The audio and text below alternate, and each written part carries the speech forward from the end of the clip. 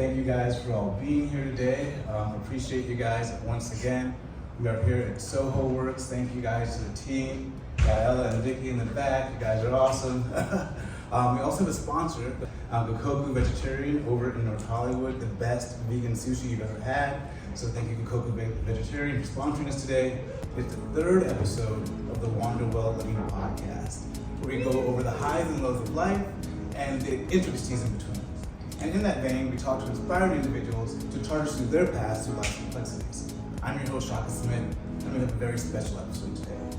We have three inspiring individuals in celebration of AAPI and Heritage Month to take us through their path through their careers. First up, we have a two-time Emmy winner who went from broadcast journalism all the way to creating content with over 100 million views, working with TikTok, Instagram, and YouTube as a content creator, Ms. Jackie Fern.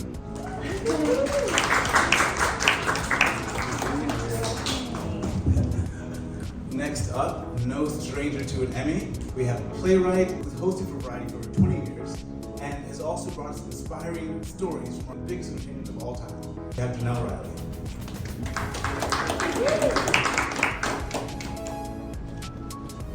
And last but certainly not least, we have a man that has been photographing celebrities since he was 17 and working for People Magazine, 17 Magazine, and he's photographed the likes of the Kardashians to Britney Spears. We have celebrity photographer David Lee.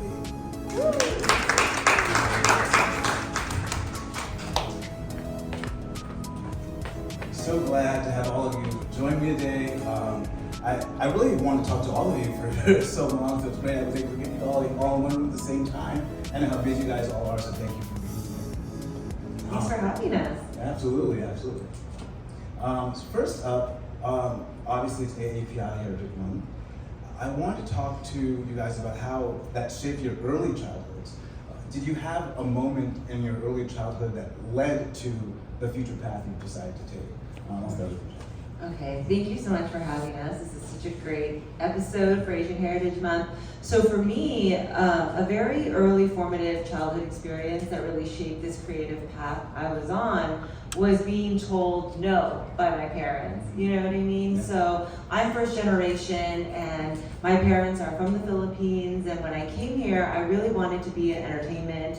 I am actually from Los Angeles, from the Valley, 818, definitely, you know what I mean? And they did not understand what that meant.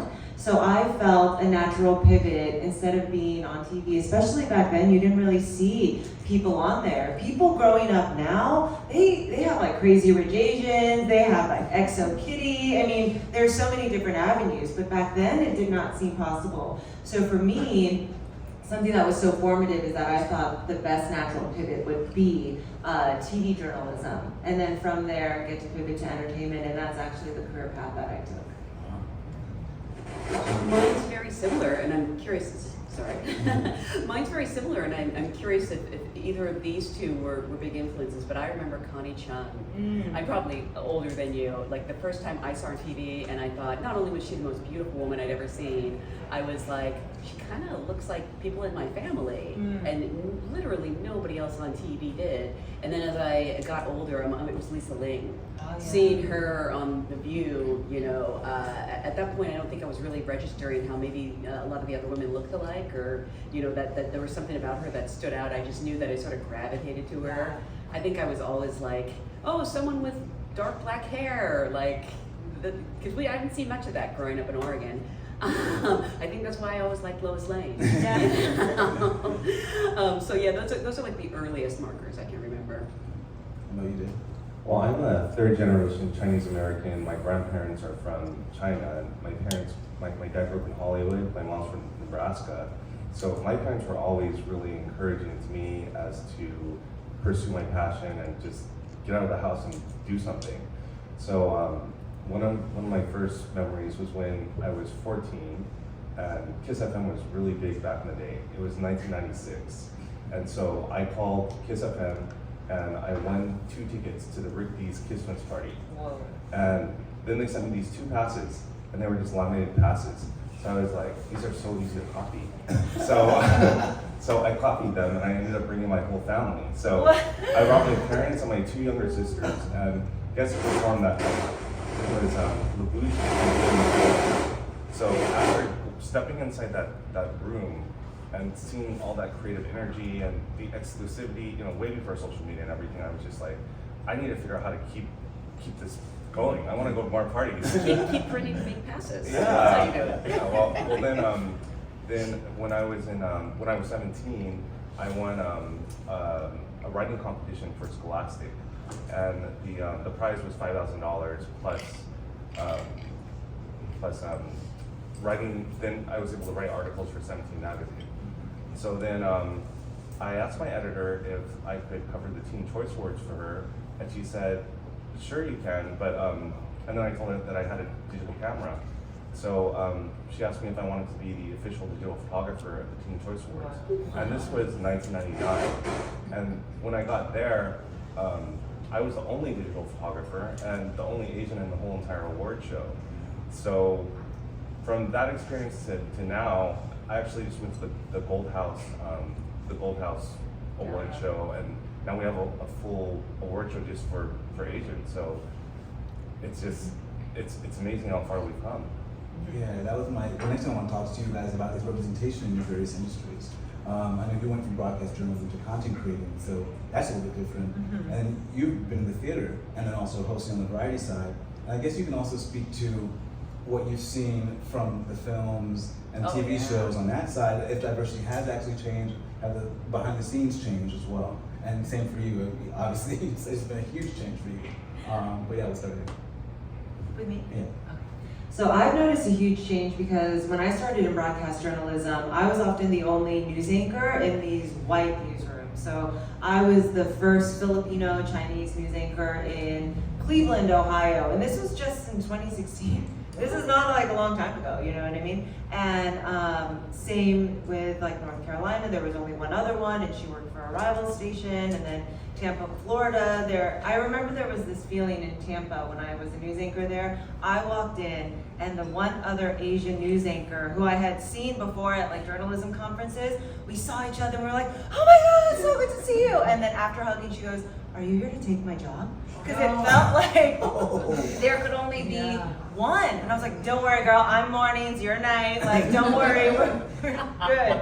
But I feel like that was only just a few years ago, and in that time, the landscape has changed dramatically from whether it's like TV news or even just watching Netflix. Like, there's just so much more representation, and that feels like a really great thing because it feels like your dreams of being a creative are more attainable. And then in content creation, that is where I feel like a lot of Asian folks felt like they could take autonomy over their own like identity and their own career, which was to pursue digital. And in that sphere, Asians I feel are very much like the majority of people who have figured out a way to take digital careers and make them money makers.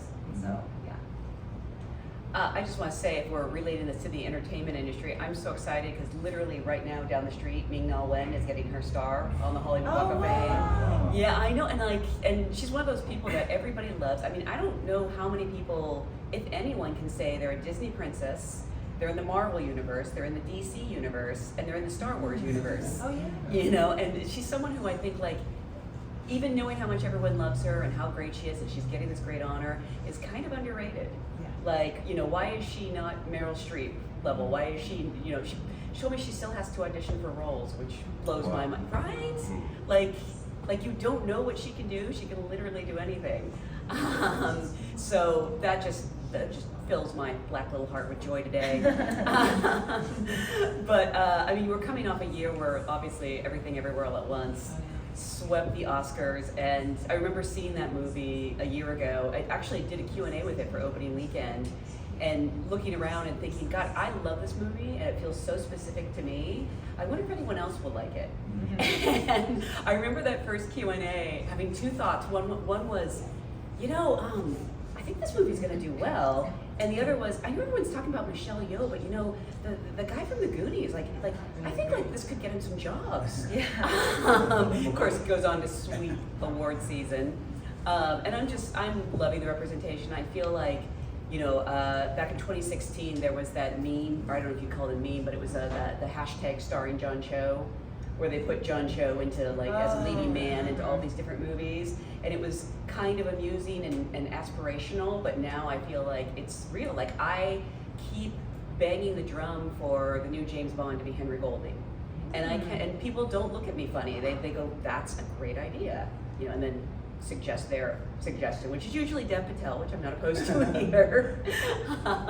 Or Riz Ahmed is the other one I hear a lot. And I just like little things like that when I know, like, you know, I have friends who are mad when Zendaya was going to be in Mary Jane in Spider-Man. Yeah. You know, and now they're totally like, yeah, Idris Elba should be Bond.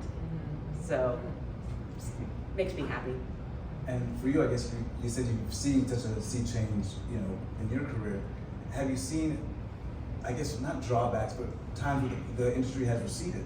And how did you deal with that? Well, it's just being an Asian in environments where there's not a lot of Asians. You just have to keep on going. You have to keep on asking for things, and you get a lot of no's. But the more no's you get, the more empowered you are to just do what you want to do and live your passion. Yeah, absolutely. I would say career-wise, what has been the biggest hurdles you have experienced because of your heritage?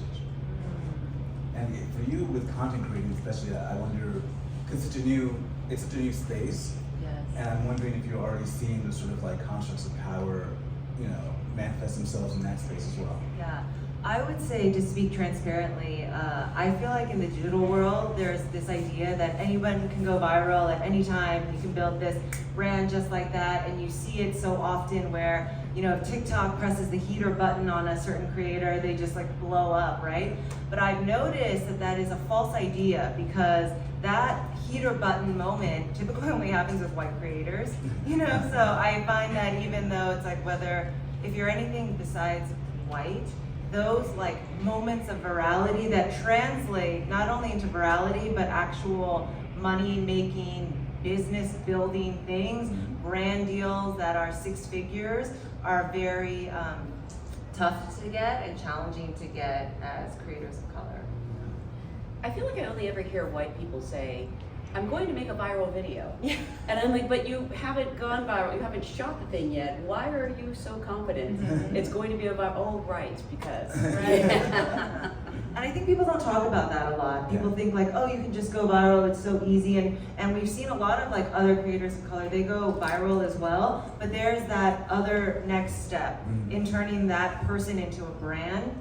And I find the people and the companies that want to invest in creators to want to elevate you to that next thing, they have a very specific creator that they're thinking of. Yeah, still a hurdle. Yeah. I mean, for me personally, it's interesting because when I grew up in a very small town in Oregon, and I was one of 2 Asian families in our high school, and I always felt very much the other. You know, the funny thing was people would try to insult me, but they couldn't come up with very good insults, so they'd be like, "Oh yeah, luau girl," 'cause my family's from Hawaii, and I'd be like, "Yeah, I spend my summers in paradise. What's the joke?" You know. But when I came to LA, actually, I think that like a lot of people felt I was passing, because my dad is Irish, my mom's Japanese, and suddenly someone who was so ethnic in Oregon. Actually, I get mistaken for a lot of different ethnicities out here, or people think I'm white. So sometimes I feel like I actually have to like kind of remind people that I'm Asian and I'm interested in these stories, and you know, I'm always just sort of reminding people like, hey, I'm here too, and I wouldn't mind covering this, or think of me if you're doing, you know, an AAPI panel or something like that. And people have been really receptive to that. Something else I've seen change that is great is, I'm talking years ago, not with my current employer, and not even a place I used to work for, but you know, they have these sort of round tables where they put on a bunch of different actors to discuss, you know, maybe it's like Emmy actors, or maybe it's like actors who produce or something like that. I remember one year a friend was putting together a round table, and they had an Asian on it, and there was another Asian they wanted to add, and they were told, well, you've already got one. So like, yeah, so we've ticked that box, so it's covered. And I don't feel like I hear that anymore, which is encouraging.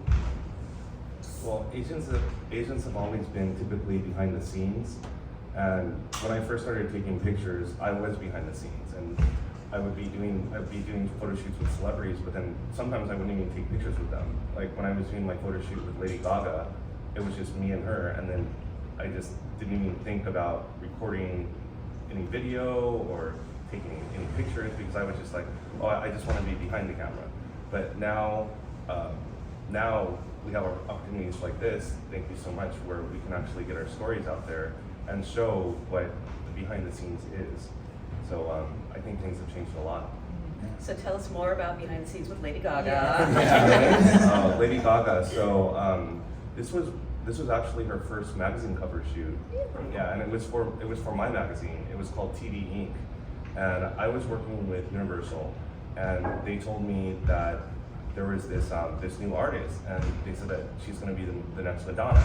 And then I was like, okay, it's not like the first time I've ever heard that. Like everybody says that. That's why you right? take video. Yeah. So then they told me to go to Area Nightclub, on La Cienega, and then I met Lady Gaga there, and the manager let us in, and it was just me and her. No manager, no publicist, no agent, like nobody.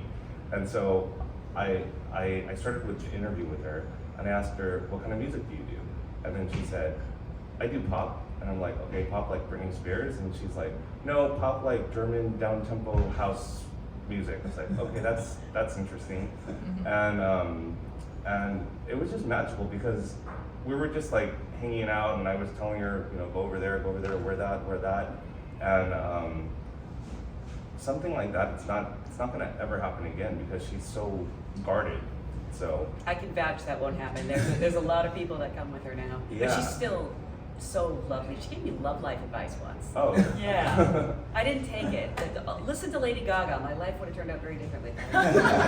Well, she's so amazing, and then 4 months later, she just blew up, and then that was that. So I'd love to get, speaking of advice, your advice mental health wise when it comes to these hurdles we talked about.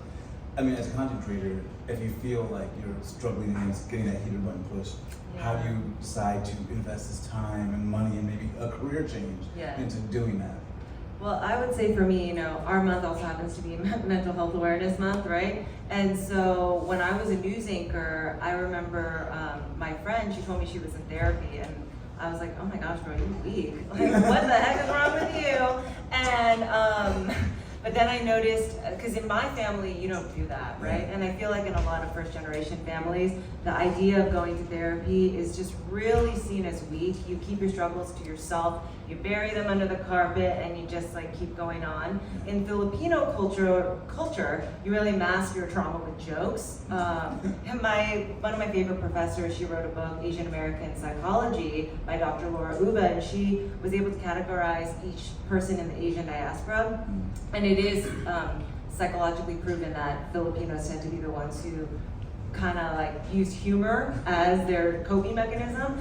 And so the thing with my friend is that I saw a true change in her from doing therapy, so then I explored it. So it really takes that one friend to be vulnerable to tell you like, hey, I'm actually starting therapy. And because of that, she has changed in me, not only myself, but future generations, because I've been in therapy for so many years. So many years, guys. And I have to say, it has been a huge relief, because when I was a news anchor and the only Asian person in those white spaces and being forced to be the knower of all things Asian, like I remember people would ask me like, so do you know, can you explain to me like North Korea, South Korea? I was like, I don't effing know the history of like their war. And so I was like, I don't know. And so dealing with that, working with a therapist to help me through all those struggles and challenges and how to react to situations like that has been so helpful. And then in the content space, which is so different,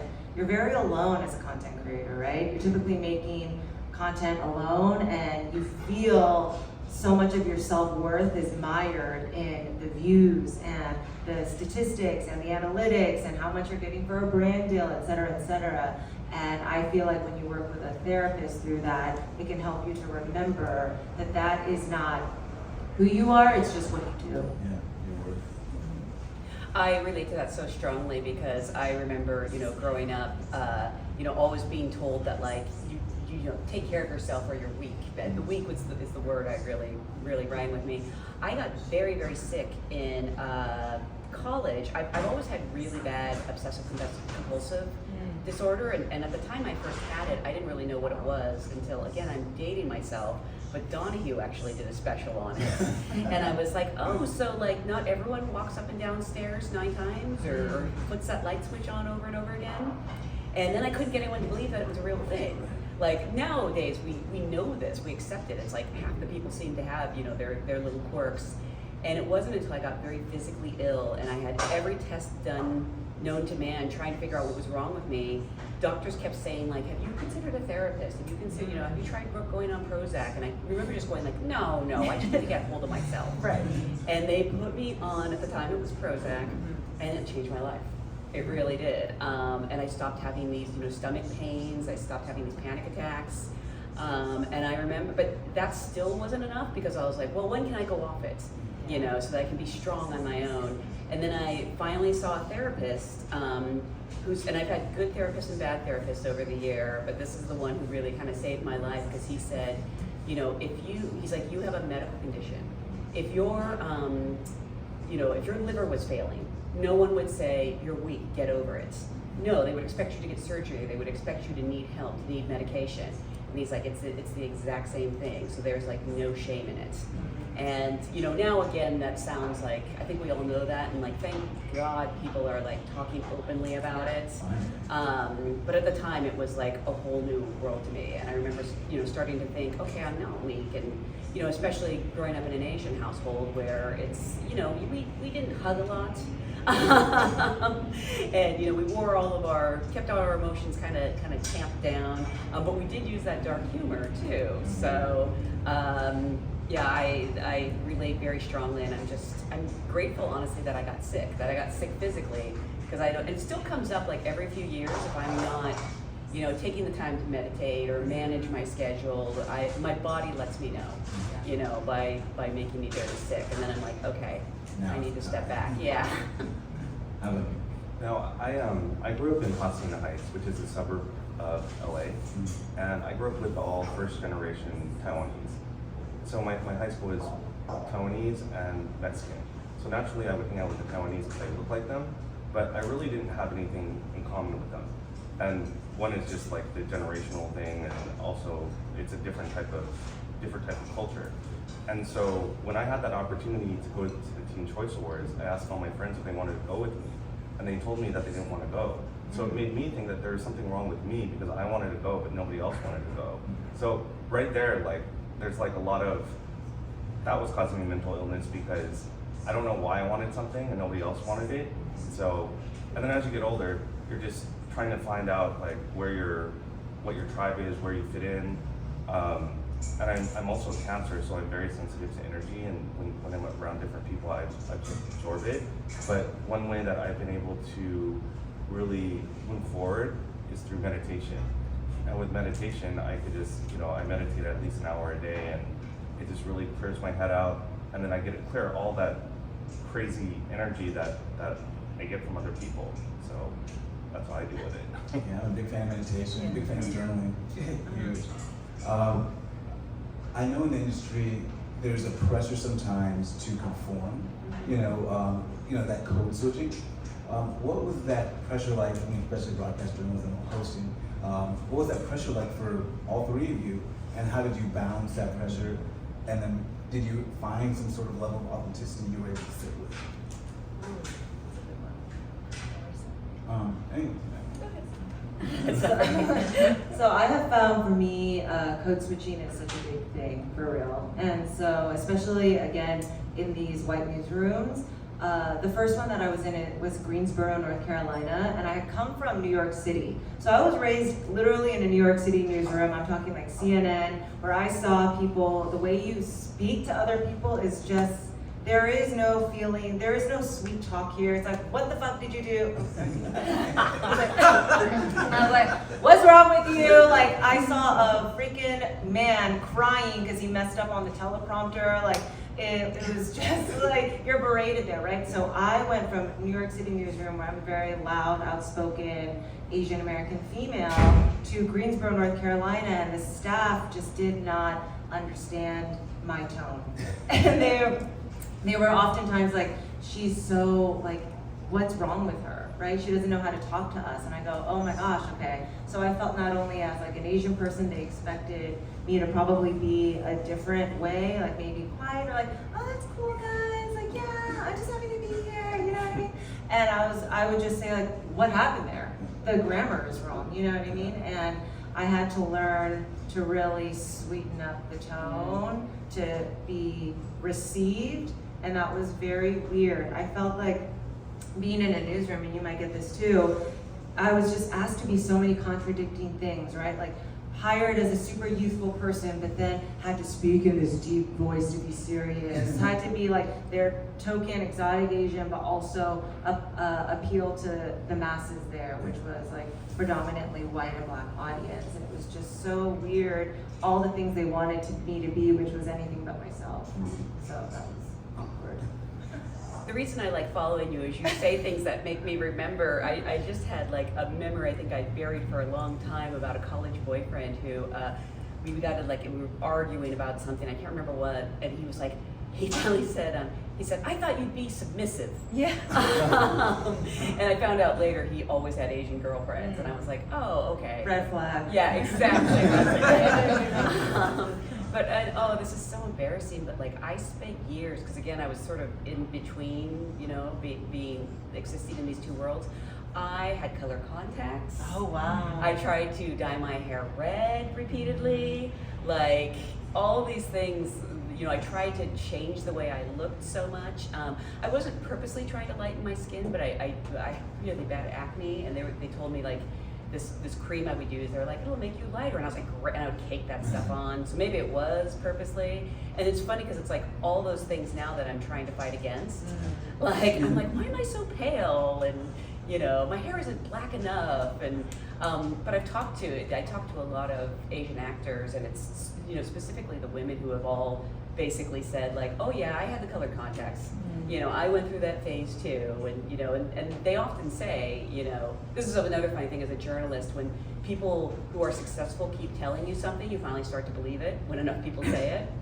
So many of these actresses would say, it was only when I like really embraced what was unique about me, or like what made me me, that I like started to do well, you know, and also just started to be happier. So trying to apply that more in daily life. Well, I've been a photographer for 24 years now, and I've always had crazy ideas that are very different from what people normally do. And a lot of times people will say, you know, oh, you're crazy, or you know, you can't do that, or that's against the rules. But I just figure out a way to do it because that's something that I want to do. And it's like, as I get older, people will either start helping me or they don't help me. And then, but in the end, it doesn't really matter because it's just all about whatever I want to do, and I have to make it happen. So I do things. Did you guys have moments during, like, as you said, you found it was better to be more authentic, be yourself. But what was that moment like? How did that change for you? Like, how did we get there? You know, if you're someone who's out there and you're kind of in that world, what do you start doing and say to yourself to say, tomorrow I go a little bit more like myself? I think when you're starting out, and especially if you don't come from like a rich family, you're not a trust fund baby, oftentimes, like for me, navigating these spaces, I was like, I have to keep this job, like I have to make money, you know what I mean? And especially venturing out into an industry where my family had no idea what to do, et cetera, I was almost defying them by pursuing TV journalism. And so for me, a defining moment was actually in Tampa. It was almost like one of the last mic drop things I did.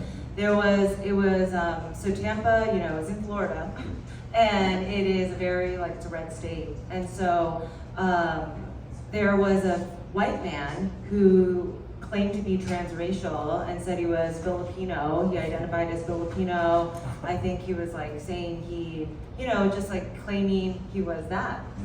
And so everyone in the newsroom kept asking me, what do you think about that? I was like, I don't know, I need to like do some research, what's going on with this person?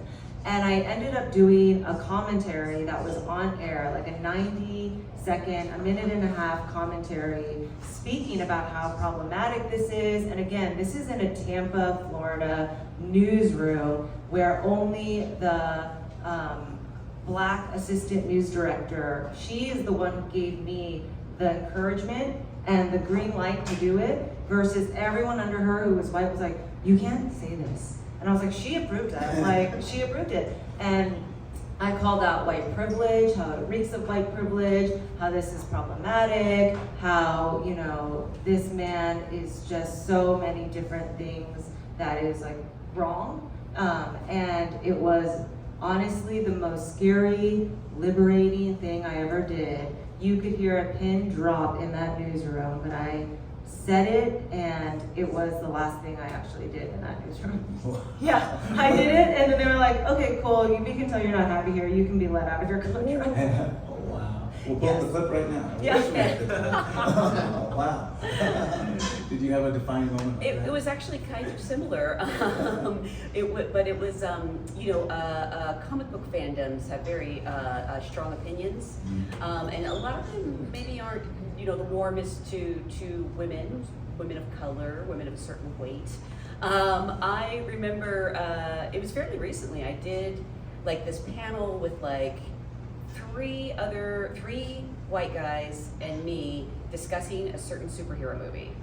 And the funny thing was, I was the only one that liked it. And I'm a total comics nerd, so I knew my story, so I'd be like, no, this is from the book, and these were just three guys who were like, oh, it's stupid, or, you know, actually, I mean, they were well-spoken and they had good points, but I was sort of brought on to be the person saying like, no, this actually like, you know, has some history, and this is why they did that, and da-da-da-da-da. And yet every single comment was, the girl is stupid. The girl is ignorant, you know, and it was like, no, the girl is the only one who actually has her facts straight and knows her history and, you know, is actually defending the thing you love, and yet I'm the bad guy here. And I mean, there had obviously been tons of, you know, experiences like that along the way, little things, but it was like, it was so vivid to me. I was like, there's something they don't like about me. I can't put my finger on it.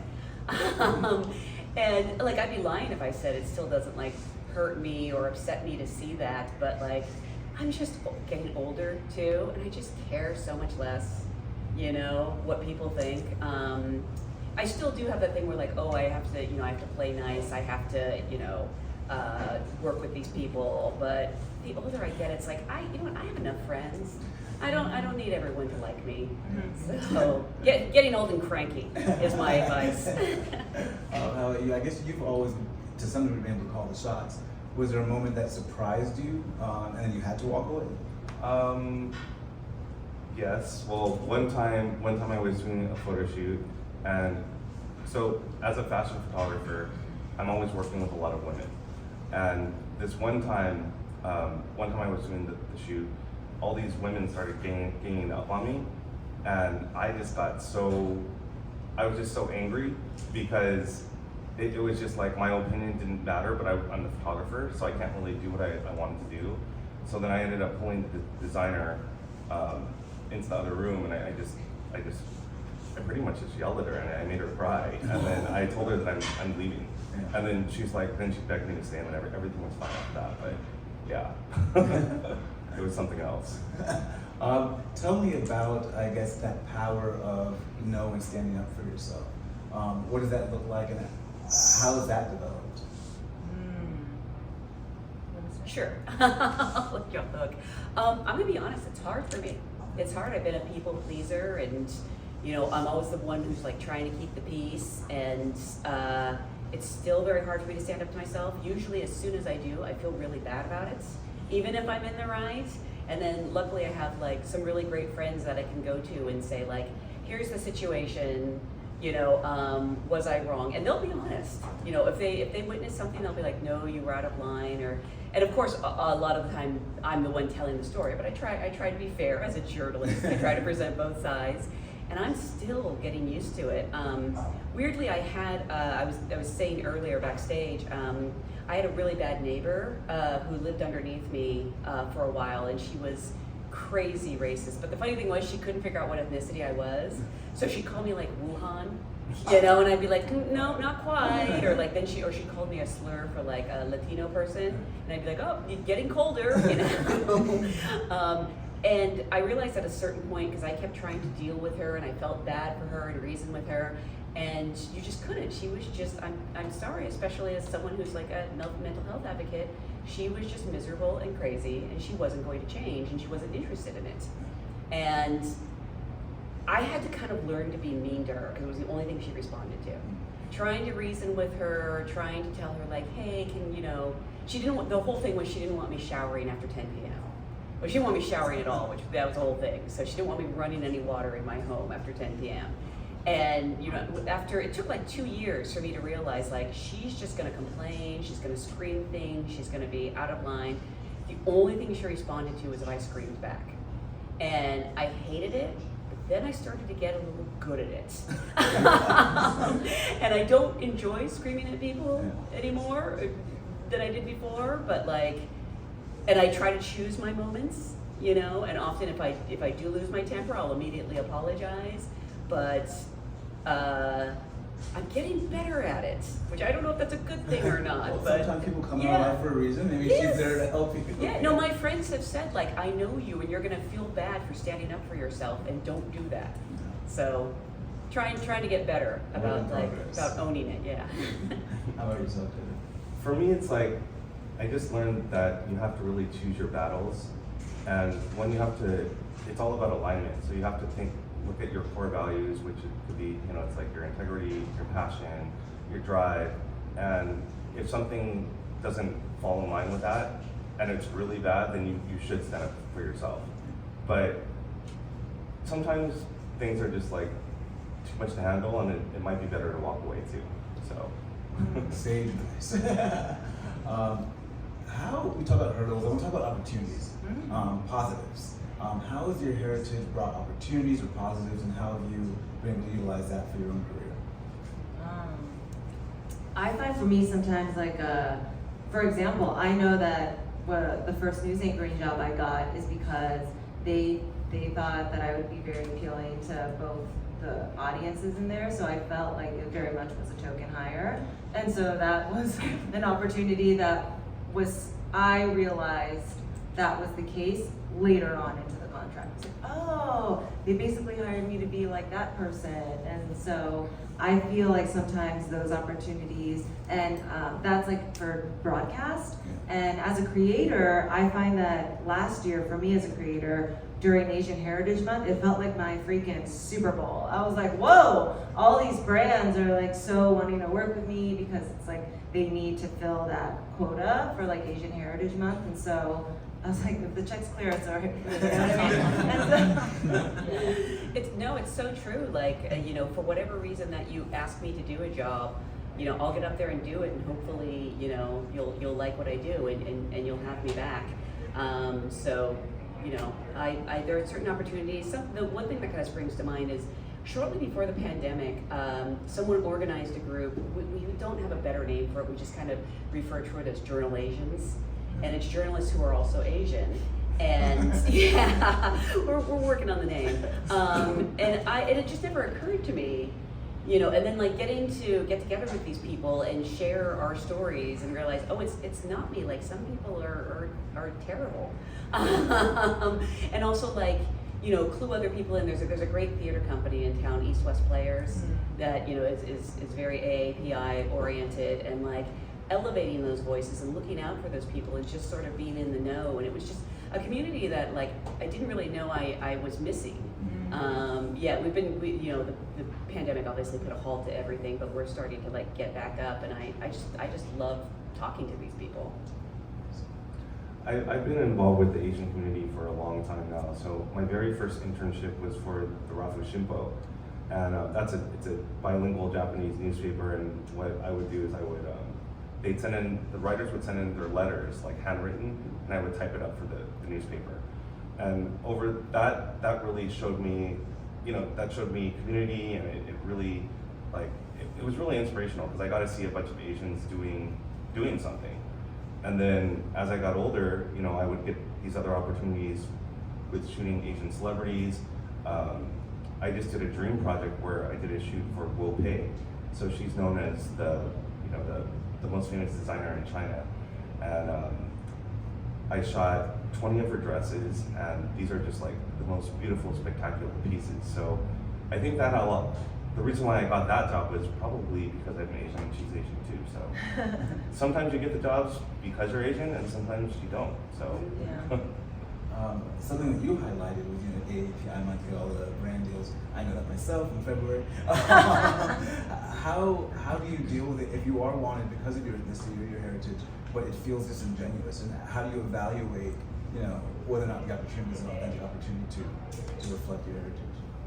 So for me, when it comes to brand deals, I think something that's so cool, like for last year for Asian Heritage Month, all these brands wanted to work together. It was very specific, like, oh, what's your favorite Asian movie or whatever? And I'm like, oh, okay, that's fine. But I think what's more exciting is when I actually get brand deals with brands that I love, and they have nothing to do with my ethnicity, and things that I'm able to pitch to them are things about my culture. So like, for example, I have a brand deal with Corona, and one of the sketches that I pitched them was how my mom's like Filipino recipe for boiled peanuts uses Corona as like the secret ingredient. And I was thinking like, oh, there's no way they're gonna approve this. Like, that's so random, And they approved it, it did well. And for me, I feel like being able to utilize and highlight not a stereotypical, not a caricature version of like my culture, but in a really nice way that is authentic to me, is something that I'm always going to advocate for with opportunities that I get. You just sold me on boiled peanuts and Corona. That sounds amazing. I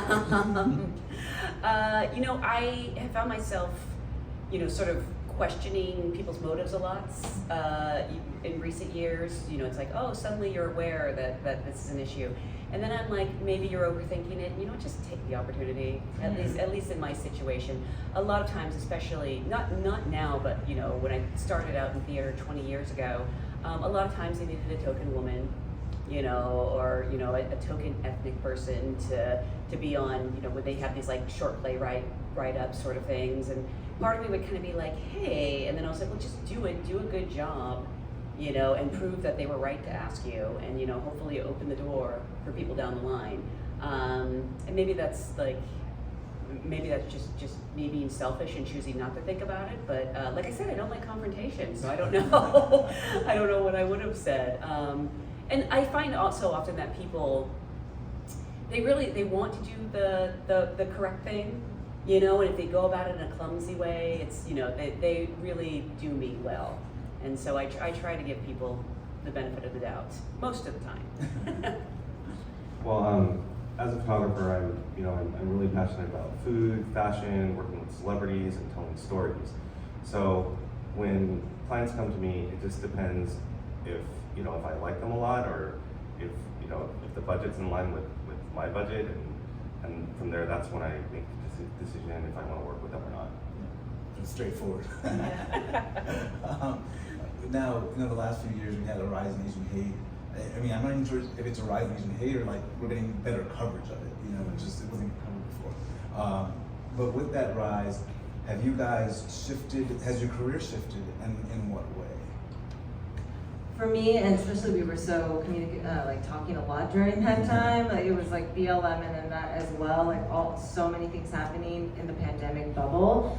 And for me, I've always been an activist spirit. Like in college, I was one of those people. I was in a group called the Coalition to Revitalize Asian American Studies at Hunter College, because they were taking away Asian American Studies as a minor there when Asians were the majority ethnic group at the college. So we were like protesting and fighting, and then while also interning at CNN, it gave me kind of planted the seed of like activism. And so when it came to Stop Asian Hate, I really just pivoted, and I utilized my platform to speak out on this. I was speaking out at protests, and kind of piggybacking on the question you said, I find it very easy to stand up for others and to speak out on injustice, but then when it comes to standing up for myself, I find that to be very challenging. So I I'm working on that, like with my therapist, advocate for therapy. But yes, I found that when it came to that, I definitely pivoted and used my platform to really raise people's awareness about this issue, show them the videos of these hate crimes that people didn't want to see, and again, like speak out in downtown LA during these protests, especially for the ones, for the women in Atlanta. That one really just still resonates. Yeah, that was a big turning point for me too, because I know, you know, it's interesting because I know a lot of times people feel like, why doesn't everyone care about the things I care about? But I was just like, why aren't people upset about this? Like, why is it not getting the coverage? And, you know, as a journalist, sometimes I feel part of the problem because they're like, the media isn't covering this. And obviously, you know, I work in entertainment media, but still there's a part of me that is like, you know, like, we can do better. I do remember not that long ago, but many years ago, someone who was kind of an ancillary friend on Facebook messaged me to say that like my you know, Stop Asian Hate posts were bumming people out, you know, and it's just kind of like, you know, I thought about, this was the same person who actually had told me previously like that I shouldn't let people know about my mental health issues because they might not want to work with me, you know, and I thought about it and I did that thing where I went to friends and said like, am I the jerk here? Like, you know, it's great to have those people in your real life who can do real lifetime, am I the assholes with you, you know, and who'll be honest with you. And then I was like, okay, I heard the criticism and I disagree, and like now I know who you are. It was an Asian person, by the way. Yeah. That was the crazy thing. Self-hating Asian person. Exactly. I think he With was a white like, husband. yeah. They were like, you're representing, you know, our culture wrong. Like, Yeah. like we need to play nice with people, and it was like, yeah, really eye-opening. I actually got a lot of that too from Yeah. other fellow Asians, and I was like, you should be enraged about this. This is you, this is me, that is not, you know what I mean? And so it's very revealing, and I'm just like, unfollow me. Yeah, that's what I have to say too. Yeah, I did eventually block that person, but weirdly it was because something weird he said about The Handmaid's Tale, the final straw. I was like, I can handle your self-loathing racism, but criticize The Handmaid's Tale and we're through. Yeah. So one thing that I did was I produced a music video for Stop Asian Hate, and I worked with my friend Johnny Lee with the hotel lobby, and I got my Asian celebrity friends to be a part of the video. So they're all holding signs. We had Kelly Hu, Simu Liu, Dante Bosco, the cast of Lean Empire, and it was just a fun project just to really get the word out. And I think it inspired a lot of people. So I just wanted to increase all that awareness. That's good. Man, we're running out of time, so we're gonna do a brief Q&A. Before we go to the Q&A, you guys, I want to have so much more conversation with y'all. You guys have all had long careers in Hollywood and entertainment. If you could give one thing that kind of led to that longevity, you know, that kind of sparked it, or you know, what would that one thing be? I would say to honestly be able to pivot. And in this career, if you want to be in entertainment, you need to know that there is not a ladder to success. It is a freaking spider web. And there is no path that is clear, so you have to really make your own. And there are, thankfully, for like younger people coming up, there are so many blueprints, right, that you can follow and make your own. Whether it's like a Mindy Kaling or a Quinta or an Issa Rae, like these are all so inspirational people who took nothing and created empires, right? So I feel like for me, those people are my inspiration. And then the one thing I would love to give advice is be okay with flopping, flop. Like have a flop era, but if you can be consistent in your cadence, if you want to be a digital creator with all like 000 views, that is going to build resilience in you, and when it does hit for you eventually, it will be a gold mine of your spirit that will be able to receive what you're getting. I started off in improv comedy, so I'm so familiar with flopping.